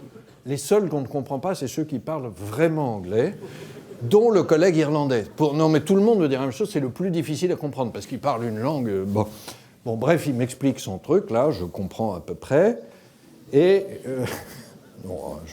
là, j'arrête de sourire, je comprends vraiment, parce que je faisais attention. Je lui faisais répéter, bon... Et il s'agissait de mettre sur la table 750 milliards dans ce fameux pont de financement dont j'ai parlé, notamment pour l'Italie. C'est la plus grosse décision de toute l'histoire de l'euro, depuis Maastricht. Et Ils l'ont préparé comme ça. Moi, j'ai suggéré 2-3 aménagements. Après, j'ai dit en fin de matinée banco. Il y a 2-3 autres gouverneurs, je crois, qui ont été appelés parallèlement. On se retrouve à 19h30 le soir. Je peux vous dire qu'on avait le sentiment de responsabilité sur les épaules assez lourde, hein, parce qu'il y avait vraiment le feu à la maison. Bon. Et en 2h30, on a décidé ce paquet, à l'unanimité, y compris les plus réticents. Je ne sais pas si vous avez vu l'annonce de la démission hier de mon collègue allemand, Jens Weidmann, dont on dit c'est Monsieur No, etc. Je trouve que c'est très excessif. On n'a pas toujours eu les mêmes idées, mais là, je peux vous dire qu'il a été d'accord. Alors que ça n'avait rien d'orthodoxe, hein. Mais il y avait une urgence, il fallait s'adapter, nous étions en responsabilité. Voilà. Et ça a marché. C'est-à-dire qu'à minuit, on a sorti le communiqué, le lendemain matin, les marchés ont ouvert, les taux d'intérêt sur l'Italie ont beaucoup baissé, l'Italie a pu se financer et la crise financière a été évitée. Voilà, je vais le dire avec simplicité, d'avoir vécu une journée comme ça, j'aurais été utile à quelque chose dans ma vie. J'espère à 2-3 autres choses, mais là, pour répondre très concrètement à votre question, on a vécu des moments, après on s'est encore battu sur quelques autres choses dans les 15 jours qui ont suivi, et puis on a senti que les choses se calmaient, mais on a évité que le feu prenne à toute la baraque européenne. Voilà. J'ai à peu près, j'espère, répondu à votre question. Ouais. Bonsoir, Monsieur Villeroy de Galhau. Bonsoir à tous. J'aimerais maintenant continuer avec la question des mesures prises pendant la crise. Et face à la crise économique causée par la pandémie, des plans de relance massifs ont été mis en place afin de limiter l'impact de la crise sur l'économie. Et donc j'aimerais savoir quelle a été l'action de la Banque de France face à ces plans de relance décidés par les États et par la Banque centrale européenne. Et plus concrètement, comment la Banque de France a-t-elle mis en place la politique d'achat de dette souveraine décidée par la Banque centrale européenne ? Alors, je vais essayer de ne pas être trop technique là-dessus et de rester sur cette histoire de pont de financement. D'habitude, quand il y a une crise comme ça, et on l'avait vécu parce qu'en 2009, et on l'a vécu dans les années 90, malheureusement, des crises, il en revient tous les 10 ou 15 ans. Ça, c'est l'avantage d'avoir une certaine expérience, c'est qu'on avait vécu les crises précédentes. Bon. D'habitude, vous pouvez regarder, quand il y a une crise comme ça, le crédit se contracte. Prenez l'image du robinet, il y a moins de crédit à l'économie, et en plus, il devient plus cher, c'est-à-dire les taux d'intérêt montent. Et ça, c'est très mauvais, parce que vous avez déjà une crise économique qui marque la récession, et comme en plus le crédit se resserre, ça ajoute à la récession. Les entreprises ne peuvent plus financer leurs projets d'investissement, les ménages ne peuvent plus financer leur crédit immobilier, les États peuvent plus difficilement financer leurs besoins d'emprunt, je parlais de l'Italie. Et donc l'idée du pont de financement, ça a été ça, c'est-à-dire par diverses modalités, de dire il faut que la masse de crédit ne diminue pas, et au contraire, elle a augmenté. Il faut que les taux d'intérêt, c'est-à-dire le prix du crédit, ne montent pas, et au contraire, il a diminué. Donc par l'action qu'on a eue, on a eu un effet exactement contraire à celui qui s'est passé spontanément dans les crises précédentes. Et ça, je crois que ça a beaucoup contribué à ce qu'on sorte assez vite de la crise. Vous en souvenez tous, hein, je pense, mais il ne faut pas qu'on oublie l'état d'inquiétude, d'inconnu total qui était le nôtre en mars-avril 2020. Je voyais des chefs d'entreprise à midi, ils ont parlé de leurs difficultés d'approvisionnement, de leurs difficultés de recrutement, ce que je vous ai montré rapidement. Mais je leur ai dit, écoutez, faisons un tout petit peu de retour arrière. Imaginons que notre rencontre est non pas le 21 octobre 2021, mais il y a 18 mois, le 21 avril 2020. Et qui aurait parié à l'époque que nous nous retrouverions paisiblement 18 mois plus tard à parler de difficultés de surchauffe ? Mais personne. Personne. Donc il faut mesurer ce qui a été fait, hein, ça a été majeur. Alors après, je ne vais peut-être pas rentrer dans la technique des opérations pour faire ça, mais en gros, il y a eu 2 canaux. Nous avons mis en place des masses de liquidités très importantes pour ceux qui se financent via les banques, c'est-à-dire en gros les PME et les ménages. Ça porte un nom technique pour les spécialistes. Ces masses très importantes prêtées via les banques s'appellent TLTRO. Bon. Et puis, le fameux programme que nous avons décidé ce mercredi soir, c'est pour ceux qui se financent via les marchés, c'est-à-dire les États et les grandes entreprises. Et cet autre fameux programme s'appelle le PEP. Bon. Alors, c'est toujours en anglais, PEP, ça veut dire Pandemic Emergency Purchase Program, PE2P. Et pour l'action sur les marchés, ça consiste non pas à prêter de l'argent aux banques, ce qui est la façon usuelle de la politique monétaire, mais à faire quelque chose de plus innovant, c'est-à-dire à acheter des titres obligataires sur les marchés, notamment des obligations des États. C'est ça, pour les spécialistes, qu'on appelle le fameux QE, Quantitative Easing. Voilà, donc on a utilisé les deux armes, et de façon générale, on a utilisé tout ce qui est dans la panoplie. Ça ne veut pas dire qu'on va faire ça éternellement, hein, parce qu'évidemment, maintenant, on a un autre débat. C'est normal, d'ailleurs. Hein, en mars 2020, tout le monde disait « Mais qu'est-ce que vous faites? Agissez très vite, sortez la lance à incendie ». Et puis maintenant, tout le monde vient nous dire « Mais vous avez inondé toute la maison, qu'est-ce que vous avez fait? Il y a beaucoup trop de liquidités partout. » Bon, je pense qu'on a fait ce qu'il fallait, mais évidemment, il ne s'agit pas maintenant de remettre des liquidités, il s'agit progressivement de les reprendre, hein, au fur et à mesure qu'on revient vers la normalité. Et justement, en lien avec ces mesures prises, une des conséquences majeures des mesures qui ont été prises est que la Banque de France détient désormais beaucoup de dettes souveraines de la France, ce qui est contraire au traité européen promulgué depuis le traité de Maastricht. Non, mais allez-y. D'accord. Et donc, face à cette forme de paradoxe, est-ce que vous pensez qu'il vous semble nécessaire allez-y. Est-ce qu'il vous semble nécessaire de modifier les traités européens ou pas d'ailleurs? Alors, pardon, c'est là que je vais ressortir mes petits slides sur la dette publique, mais je ne sais pas où ils sont. Bon, sinon, je vais vous le faire à l'oral. Le fait que nous achetions des titres de dette publique, ça, c'est pas contraire au traité européen. Hein. Ça, c'est très important parce qu'on ne l'aurait pas fait. Hein. On est régi par le droit. Parce que, je ne suis pas juriste, moi, il y a probablement des juristes parmi vous, mais le droit, les traités, c'est quoi? C'est le pacte de confiance originel entre les États membres. On a créé une monnaie ensemble, on s'est donné des règles pour que cette monnaie inspire confiance. Je reviens toujours sur ce mot-là. Et si un jour on dit « Ah, il y avait telle règle, pouf !» on s'en abstrait. Dans la confiance entre les pays et puis la confiance avec les citoyens, c'est une rupture majeure. C'est un contrat de confiance, hein, le traité. Non, par contre, ce qui serait interdit par les traités, alors je vais peut-être décevoir certains, ça serait d'annuler ces dettes que nous détenons. Hein, et ça, c'est une... Oui, je sais, parce qu'il y a cette idée séduisante en disant... C'est la réponse à une question qui ne vous a pas été encore posée. Exactement. Oui, mais comme elle m'est souvent posée, je la devance. Parce qu'effectivement, la dette publique, elle s'est alourdie, hein, avec tout ça.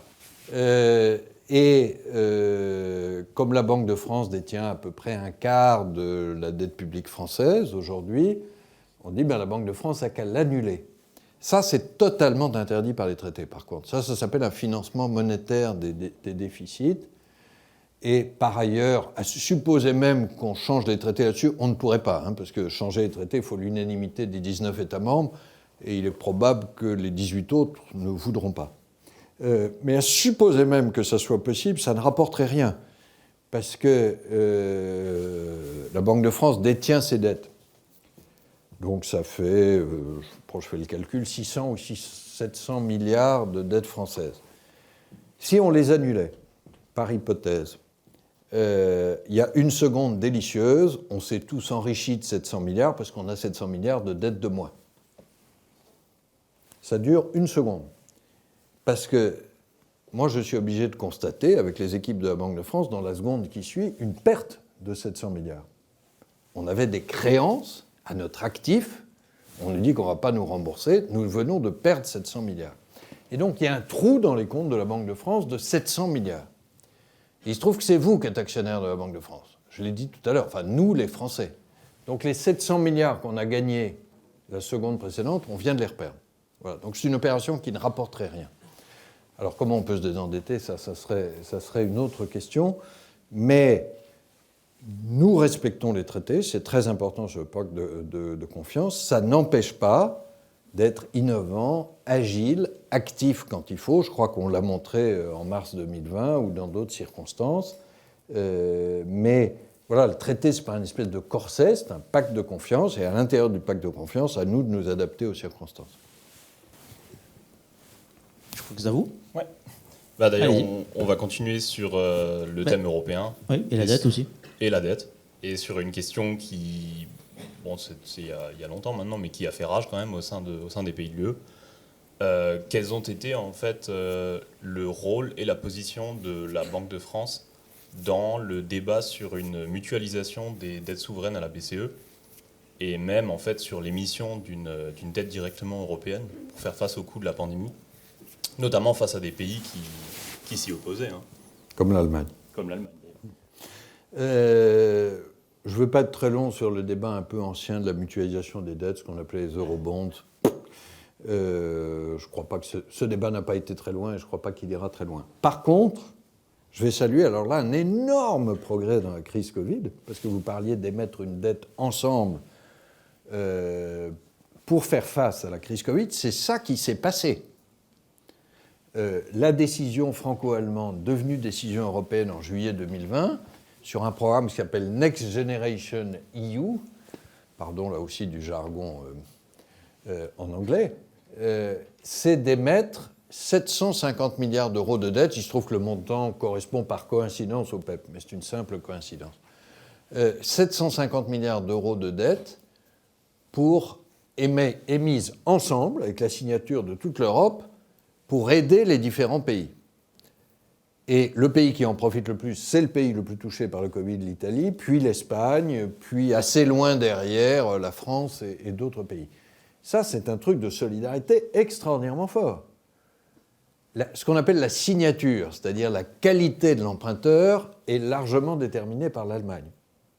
Donc on emprunte à taux très très bas, parce que c'est toute l'Europe, dont les meilleurs qui sont l'Allemagne vis-à-vis des marchés.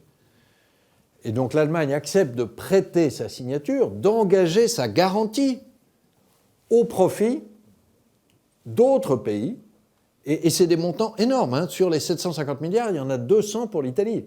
Donc on ne parle pas de petite solidarité. D'ailleurs, vous pouvez regarder, l'Italie, qui souffrait énormément début 2020, est aujourd'hui le pays qui probablement va avoir la plus forte croissance, les plus forts investissements grâce à ce programme.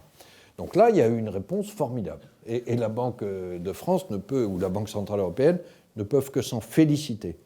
Pour l'avenir, j'aurais tendance à dire qu'heureusement, on ne va pas se refaire une crise Covid et un programme Covid tous les 2 ans. Par contre, je crois qu'il faudrait qu'on réfléchisse sur est-ce qu'on peut avoir un mécanisme un peu en réserve, vous voyez, optionnel. Si on a un nouveau choc qui nous frappe en commun, est-ce qu'on peut à nouveau émettre ensemble et utiliser cette masse de dette européenne pour soutenir les pays qui en ont le plus besoin? Dans notre jargon, j'appellerais ça une capacité budgétaire commune ou une capacité fiscale commune.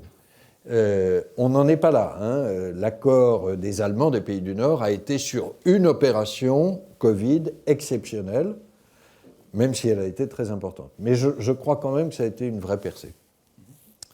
Monsieur Villeroy de Galhau, je vais vous soumettre à un exercice. Je crois que la question qui suit est la question la plus longue qui m'a été jamais donnée de voir ou d'entendre. Je vais vous demander d'y répondre de manière la plus synthétique possible. Mais vous pouvez aussi essayer de raccourcir la question. Oui, mais alors je ne suis pas le producteur de cette question. Allez-y. Bah d'ailleurs, on l'a raccourci un peu hier soir, parce qu'on s'est dit qu'elle allait peut-être être un peu longue et un peu technique. Alors je vous confirme, elle était un peu longue. Ouais, effectivement. En fait, c'est un peu plusieurs questions en une. Dans nos cours d'économie, on a pas mal parlé des taux directeurs négatifs, qui sont quand même un phénomène un peu contre-intuitif. Oui, ça je suis d'accord. Difficile à comprendre. Et la généralisation de ces taux négatifs à la BCE pendant la crise du Covid-19 est quand même une grande nouveauté de la politique monétaire. Et elle ne s'appuie pas vraiment sur une théorie économique évidente. Donc on voulait simplement vous demander quelles sont, selon vous, les implications de ce phénomène et faut-il s'en inquiéter? C'est vrai, c'est très raccourci, bravo. Non, mais la question est très légitime. Y répondre en 30 secondes n'est pas trivial. Hein. Bon. Vous avez un peu plus de 30 secondes. Alors je vais commencer par un tout petit point d'histoire. Ces instruments nouveaux de la politique monétaire, qui n'existaient pas il y a 15 ans, en général, ils ne sont pas nés en Europe. Quand on commence à parler des taux négatifs, le micro s'arrête. Le QE dont on parlait tout à l'heure, c'est-à-dire ces achats d'obligations sur les marchés, c'est né aux États-Unis. fin 2008, après la crise financière. Les taux négatifs, c'est né en Suède, pas en zone euro, et la Suède passe pas pour être un pays particulièrement fantaisiste, hein, en 2009. Alors, je dis tout de suite que les taux négatifs, moi j'ai voté dans un certain nombre de décisions du Conseil des gouverneurs pour la prolongation de leur usage, je ne suis pas à l'origine de leur création, je n'étais pas là encore, mais j'assume tout à fait leur utilisation. Je crois que ça n'est pas pour les ménages que nous sommes ou pour les PME. Il n'y aura pas de taux négatif appliqué à nos dépôts bancaires, il n'y aura pas non plus de taux négatif appliqué à nos crédits, ce qui serait plus agréable d'ailleurs. Mais, et même chose pour les PME, les taux négatifs, c'est un instrument pour ce qu'on appelle les transactions financières de gros, c'est-à-dire les institutionnels, les professionnels des marchés financiers et certaines grandes entreprises. Mais quel est le rationnel de ça? Alors, pardon, je vais essayer de rester simple. C'est qu'on voit, indépendamment des crises, indépendamment de la politique monétaire, une tendance forte à la baisse des taux d'intérêt dans le monde depuis 20 ans. Et là, je vais retrouver votre théorie économique classique. Si vous oubliez la politique monétaire qui ne joue un effet qu'à court terme, le taux d'intérêt, il est déterminé par l'équilibre entre l'épargne et l'investissement. Nous vivons depuis 20 ans dans un monde qui a plus d'épargne et moins d'investissement. C'est vrai aux États-Unis, c'est vrai en Europe, c'est vrai encore plus dans les pays émergents.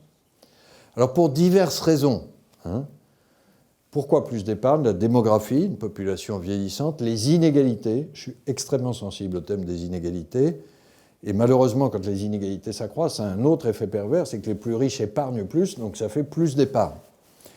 De temps en temps la peur de l'avenir qui a pu jouer un rôle, et en face de ça, moins d'investissement, parce que l'économie est plus immatérielle. Quand vous faites du digital, ça ne se finance pas de la même façon, etc. Et les économistes parlent d'un taux d'intérêt naturel. Alors je ne sais pas si le concept de R étoile ou R star en anglais va dire quelque chose à certains d'entre vous. R star, ça ne s'observe pas sur un marché, mais d'essayer de voir, indépendamment des fluctuations du cycle économique, indépendamment de la politique monétaire, quel est ce taux d'intérêt d'équilibre entre l'épargne et l'investissement. Il y a diverses estimations, mais par contre, la tendance générale, elle est très frappante, c'est que ce taux d'intérêt d'équilibre a diminué d'à peu près 2% depuis 20 ans, aux États-Unis comme en zone euro, parce qu'à chaque fois, surplus d'épargne et moins d'investissement. Et c'est là qu'arrivent les taux négatifs. C'est que quand vous êtes une banque centrale, votre façon de réagir à une inflation qui est trop basse, c'est d'abaisser les taux d'intérêt. Si la frontière est à 0 et que le taux d'intérêt tend vers 0 à cause de cette baisse de R étoile, vous allez vous retrouver démunis.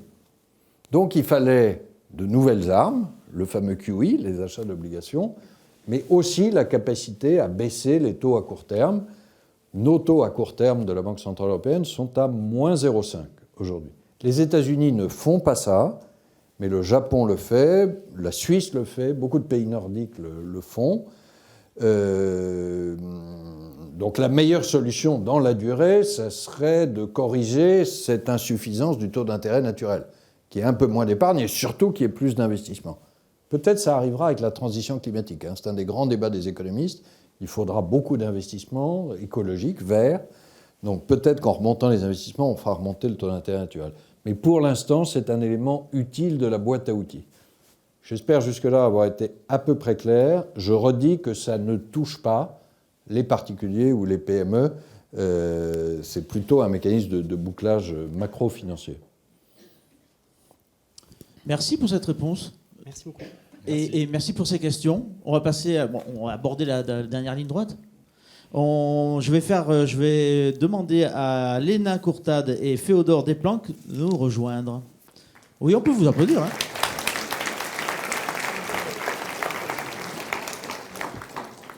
Avec eux, on va parler de l'avenir de la BCE et de la politique monétaire pour sortir de la crise Covid-19.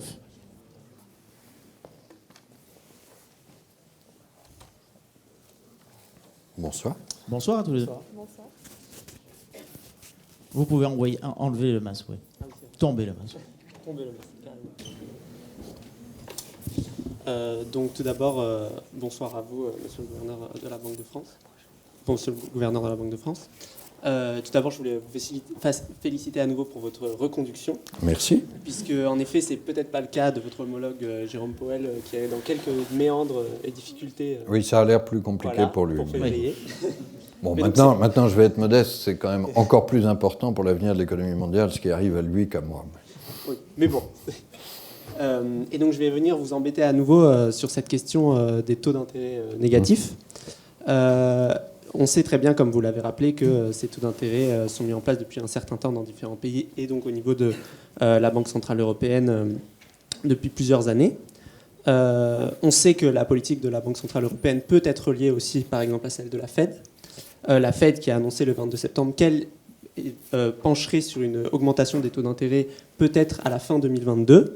On sait aussi qu'il y a une augmentation de l'inflation en France, même si effectivement la BCE prévoit qu'elle se stabilisera. Mais donc ma question est en deux temps, c'est-à-dire est-ce qu'il y a un moment où il peut être envisagé une remontée des taux, même si, comme vous l'avez rappelé au début, ce n'est pas pour le moment, puisqu'il ne faut pas tuer la croissance dans l'œuf. Et d'autre part, est-ce que finalement l'efficacité de cette remontée des taux, si jamais un retournement de la conjoncture peut advenir, on ne s'attendait pas au Covid, une autre crise par exemple de l'inflation peut advenir sans qu'on ne l'ait vu venir, est-ce que finalement cette remontée des taux due justement à ces mots barbares que sont les TLTRO et donc ces refinancements à long terme ne compromet-elle pas les canaux de transmission finalement de la politique monétaire ? Puisque finalement, il y aurait un problème sur le long terme, puisque les banques n'auraient plus de pression à se refinancer auprès de la Banque centrale. Voilà. Alors, je ne sais pas si vous avez remarqué, on commence à monter en altitude. Là, oui. Depuis la question sur les taux négatifs, puis l'excellente question de Féodor, l'air devient plus rare. Si vous avez besoin de vos masques à oxygène, vous le dites. Et je vais essayer de parler aussi pour les non-spécialistes.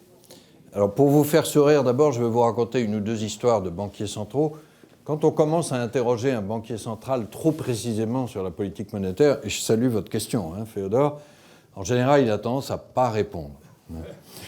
En tout cas, à ne répondre que ce qu'il a envie de dire. Et c'est ce que je vais faire sur votre question, parce que là, je suis public, et j'ajoute qu'une chose, c'est que je suis dans ce qu'on appelle la période de réserve. Je vous ai dit qu'il y avait un conseil des gouverneurs la semaine prochaine, mercredi et jeudi prochain.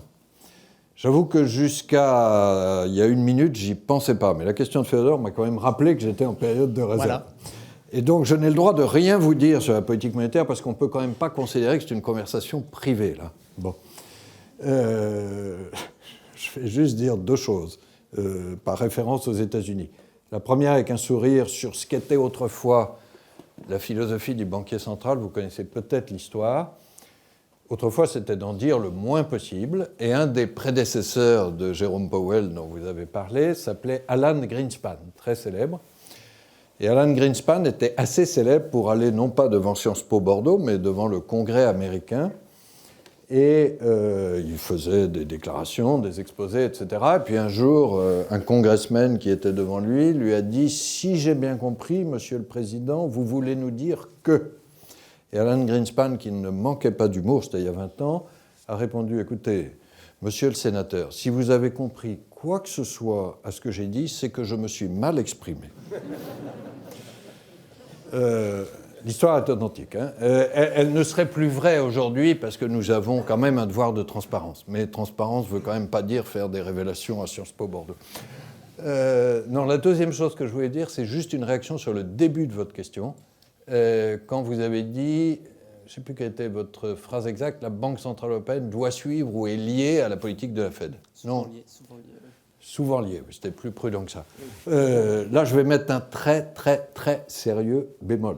Nous ne sommes pas déterminés par la politique de la Fed. Vous pouvez trouver plein d'épisodes où la Fédérale Réserve a monté ses taux, la Banque Centrale Européenne ne l'a pas fait. C'est le cas, par exemple, après 2016-2017. Il y a eu plusieurs remontées de taux de la Fed. La Banque Centrale Européenne n'a pas remonté ses taux. Vous avez des périodes où ça a été l'inverse. Bon. Pourquoi ? Parce que nous sommes déterminés par cette garantie de stabilité des prix que nous vous donnons. Moi, je ne vous garantis pas l'inflation américaine, ce n'est pas votre sujet. Je vous garantis l'inflation en zone euro, parce que c'est ça qui protège le pouvoir d'achat de votre monnaie. Donc nous avons un objectif domestique. Et je m'arrête là. Je suis désolé, mais je salue la qualité de la question. Mais là, vraiment, j'aurais des très sérieux ennuis. Léna? Oui, déjà, bonsoir, monsieur. Bonsoir.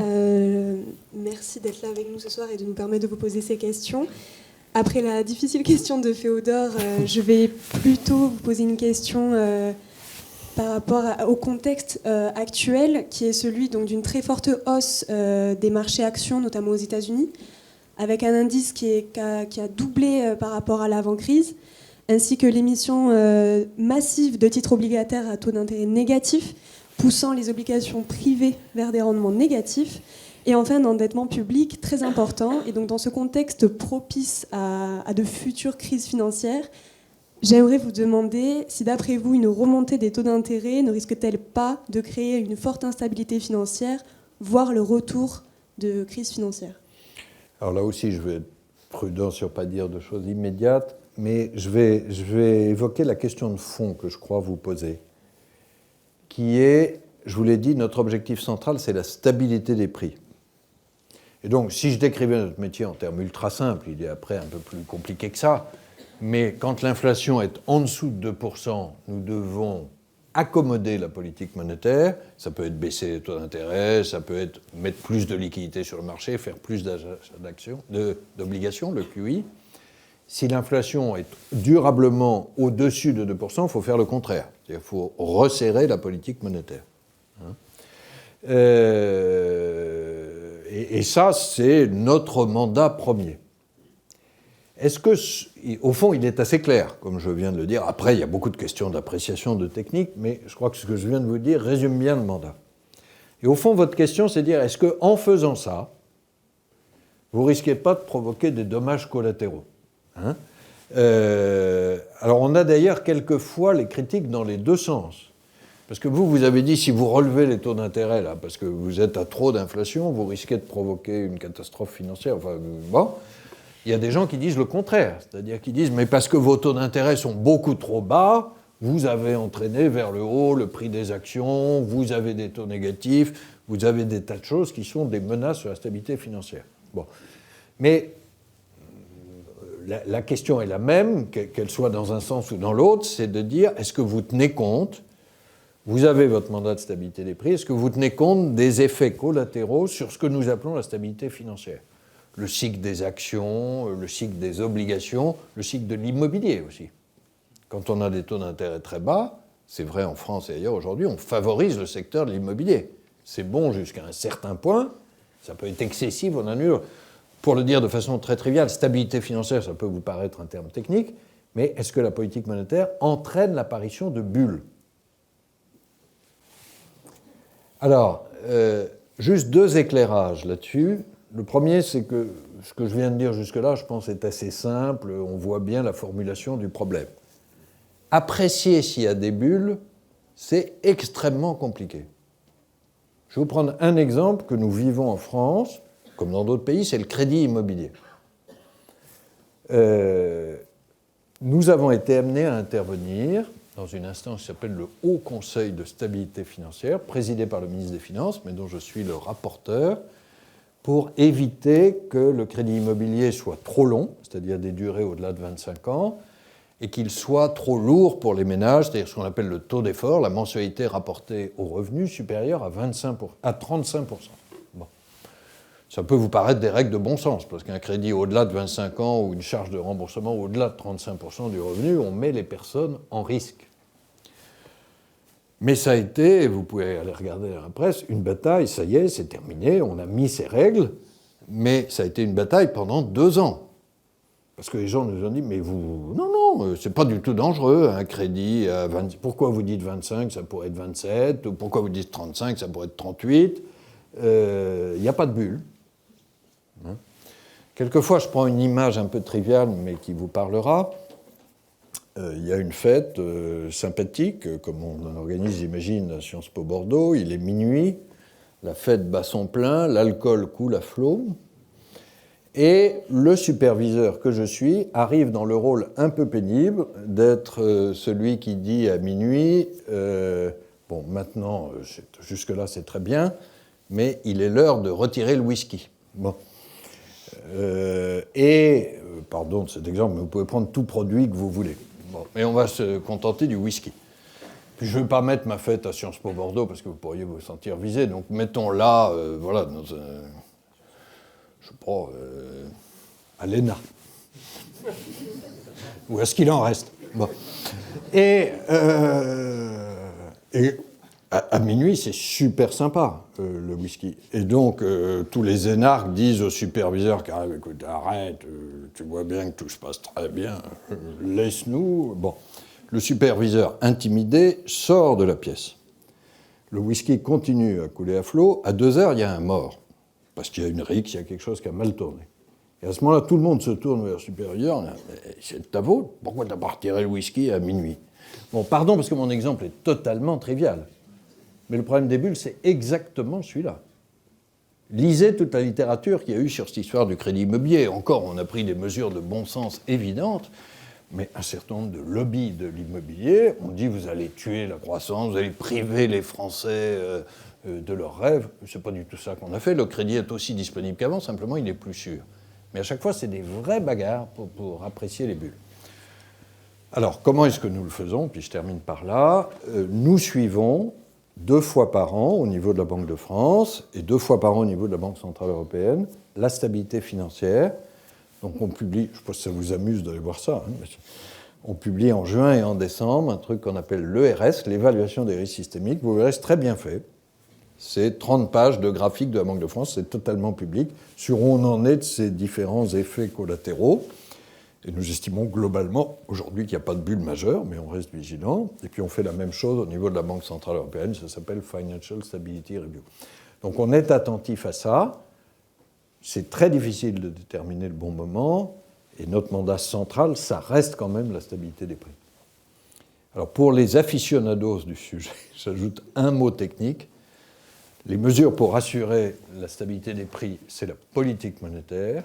Les mesures pour s'occuper des effets collatéraux sur la stabilité financière, ça s'appelle la politique macro-prudentielle.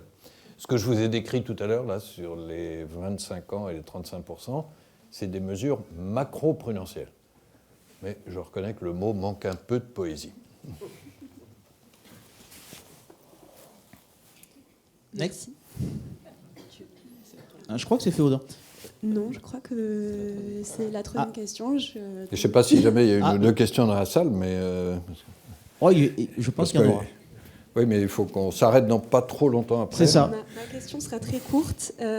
Allez-y. Alors, après la crise financière de 2007-2008, la stabilisation financière s'est ajoutée aux objectifs traditionnels de la politique monétaire des banques centrales, comme vous venez de l'évoquer. Aujourd'hui, l'accompagnement de la transition écologique semble être un nouvel objectif pour la BCE, d'après les dernières déclarations de Christine Lagarde. Cela ne fait-il pas beaucoup pour une banque centrale? Et comment envisagez-vous cet accompagnement de la transition écologique par la politique monétaire? Alors, je suis totalement convaincu qu'on doit s'occuper de la transition écologique. Et là, je dirais qu'avec Christine Lagarde, nous nous entendons comme les doigts de la main. On s'est beaucoup battus tous les deux et on a obtenu ça au Conseil des gouverneurs de la BCE en juillet. Pour autant, je prends au sérieux votre question qui est est-ce que tout ça ne fait pas beaucoup pour les banques centrales? Je crois qu'il ne faut pas qu'on s'invente des nouvelles missions et des nouveaux objectifs. Notre premier objectif, c'est la confiance dans la monnaie et la stabilité des prix. J'espère avoir été assez clair et univoque là-dessus. Si on s'occupe du climat, ce n'est pas seulement parce que j'ai des fortes convictions personnelles là-dessus. On parlait tout à l'heure de la chance de mettre en œuvre ses convictions à travers ses responsabilités techniques, c'est un cas. Mais c'est surtout parce que je pense que ne pas s'occuper du climat aujourd'hui, ça serait manquer à cet objectif de stabilité des prix. Qu'est-ce que je veux dire par là? C'est que malheureusement, l'accélération de la menace climatique fait que les effets économiques, ils se voient déjà. Et ce n'est pas seulement à long terme. On est sûr qu'à long terme, si on ne fait rien, on peut perdre 10-15 points de PIB. Avec des conséquences, 10-15 points de PIB, c'est énorme. Hein, c'est étalé dans le temps, mais c'est plus que la crise Covid. Hein, mais aussi à court terme. Regardez malheureusement ce qui se passe avec les incendies de forêt, avec les inondations qui se multiplient, les dérèglements climatiques. Et donc, nous devons, comme la stabilité des prix est très liée à la conjoncture économique et à la stabilité du cycle économique, la stabilisation du cycle économique, nous devons intégrer le climat. Alors, on n'est pas au bout du boulot, hein. Il faut faire un énorme travail de modélisation. J'ai parlé tout à l'heure de nos prévisions économiques. Comment est-ce qu'on y intègre le climat? Donc, nous, à la Banque de France, on a pris l'initiative d'un réseau mondial pour verdir le système financier. Ça s'appelle Network for Greening the Financial System. Là, honnêtement, on peut être assez fier d'être français. De temps en temps, ça peut nous arriver. On lance ça à Paris en décembre 2017. On est 8 autour de la table. La Banque de France assure depuis le secrétariat mondial de ce réseau. Il y en a aujourd'hui plus de 90 banques centrales et superviseurs. Et une des tâches de ce NGFS, c'est justement de publier des scénarios économiques. En fonction de ce qui va se passer sur le climat, on prend les scénarios du GIEC, ça a telle conséquence sur la croissance et les prix. Voilà, ça c'est le début de notre boulot. Ensuite, on supervise tous les risques climatiques portés par les banques et les assurances, et on va s'occuper très activement, il y a encore pas mal de travail méthodologique, mais dans les 3 ans qui viennent, de réduire énormément les risques, enfin de calculer et de réduire les risques climatiques associés à ces fameuses obligations qu'on achète. Donc, on est très actif là-dessus, mais on le fait au nom de notre mandat, et puis on ne peut pas tout faire. C'est la dernière chose que je dis à propos du risque climatique. C'est probablement la grande affaire des politiques économiques dans les 20 ans qui viennent. J'étais à Washington la semaine dernière, on a parlé énormément de ça, ce qui est une bonne nouvelle, parce que les Américains sont à bord. Mais l'action des banques centrales, même l'action de la finance, ne suffira pas. Il faudra probablement un prix du carbone, taxe carbone ou permis d'émission ou une autre forme. Et ça, c'est beaucoup plus désagréable. Hein, l'histoire de la taxe carbone, c'est très difficile. On l'a vécu avec les gilets jaunes. Il y a des façons de compenser et autres. Mais s'il n'y a pas de prix du carbone, les économistes sont d'accord pour dire qu'on ne va pas réussir la transition écologique. Donc on fait tout ce qu'on peut pour aider, mais on ne peut pas tout faire en la matière. Féodor, pardon. Elena, en tout cas, vous m'autorisez à glisser une page de publicité, j'en ai pas abusé jusqu'à présent. Bien sûr, c'est l'heure de la vous ferez ce que vous voudrez, évidemment, dans votre vie professionnelle. Je vous souhaite chacun d'être fidèle de trouver votre vocation, au sens large, et puis de pouvoir y être fidèle au long de votre vie. Et il y aura peut-être plusieurs vocations et plusieurs vies. C'est le plus grand bonheur que vous pourrez avoir, pour servir. Mais si certains d'entre vous veulent venir faire ça à la Banque de France, ils sont bienvenus. Vous êtes les bienvenus. Et ils pourront notamment s'occuper de changement climatique, parce que je n'ai jamais vu une telle accélération dans ma vie professionnelle. Quand je suis arrivé, il devait y avoir moins de 5 personnes qui s'occupaient de changement climatique à la Banque de France. Aujourd'hui, on est déjà une centaine. Donc on est extrêmement sérieux là-dessus. Léna, Féodor, merci beaucoup. Le chronomètre s'est un peu emballé. Je propose à la salle de réagir ou de poser 2, 3 questions. Il y a une main qui s'est levée. Attendez, je vais vous donner mon micro.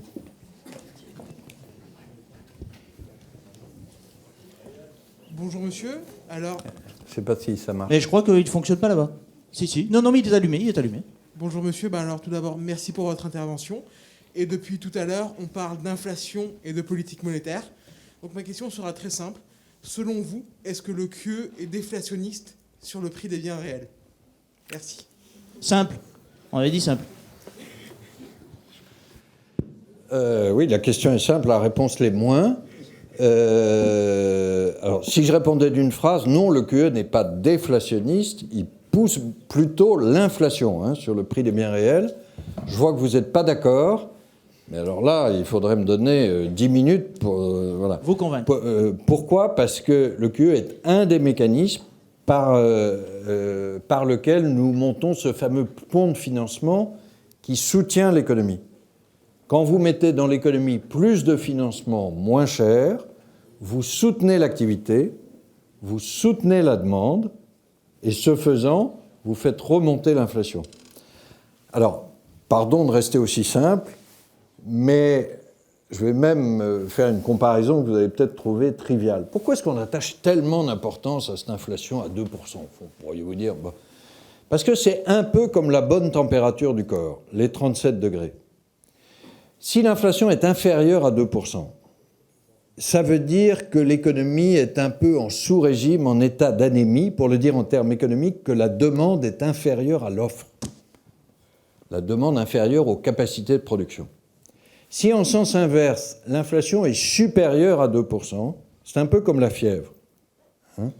Et l'équivalent d'une fièvre supérieure à 37 degrés, ça veut dire quoi? Et c'est un peu la situation aujourd'hui à court terme.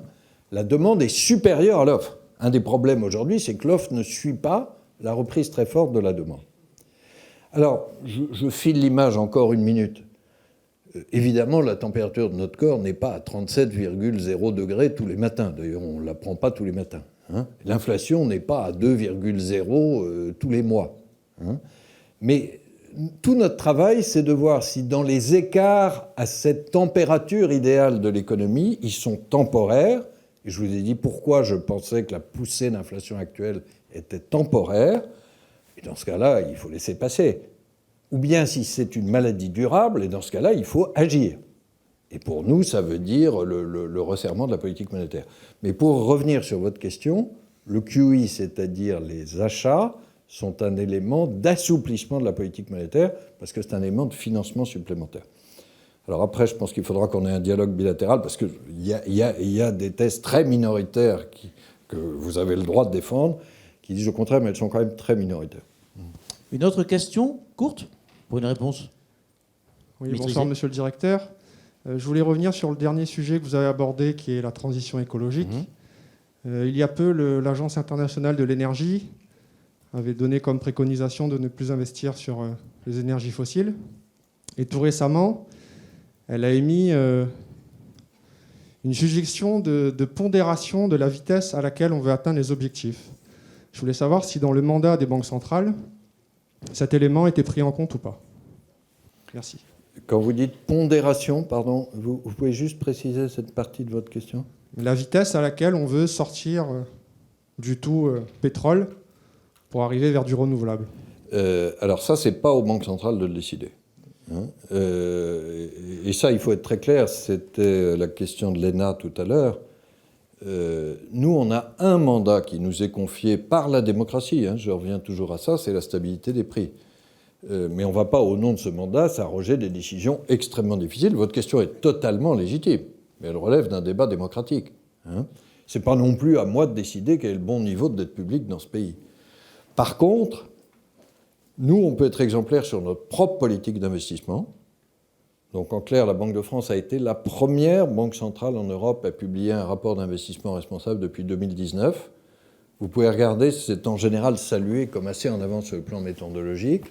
Et nous avons annoncé, là aussi les premiers, que nous serions complètement sortis sur nos propres investissements. Je ne parle pas de la politique monétaire, mais l'investissement de nos fonds propres, de notre caisse de retraite, etc., que nous serions totalement sortis des énergies fossiles en 2024.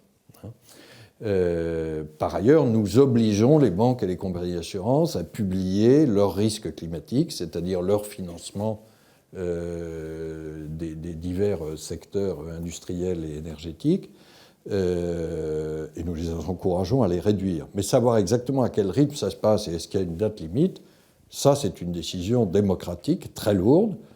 Et il y a débat d'ailleurs là-dessus, c'est pas à moi de trancher le débat. Par contre, je n'ai aucun doute sur la direction et sur ce qui relève de nous, c'est-à-dire nos propres investissements.